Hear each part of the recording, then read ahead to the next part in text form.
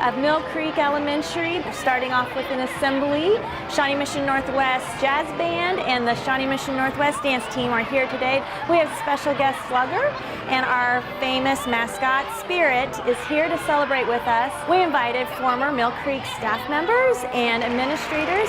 Mill Creek was born in 1978. It has served approximately 16,800 students and many educators in 40 years' time. Thank you for inviting me to be part of this wonderful celebration.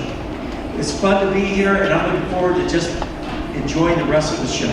Thank you. Thank you, Dr. Fulton. Well, I taught here for 11 years of my teaching career, and it was a terrific 11 years. And I came back to celebrate just what a great part of my life it was. When we first founded the Learn About Lenexa program, it was an idea generated from our city staff. We piloted the program in the Shawnee Mission School District.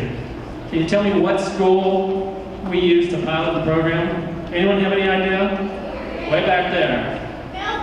Mill Creek. Did you know that, or did you just guess? You just guessed. Well, it was a good guess today. Our students will be participating in different rock painting activities. We are focused on community service here at Mill Creek this year, and so we want to paint a rock and place it out in our community in hopes to have someone smile and make their day.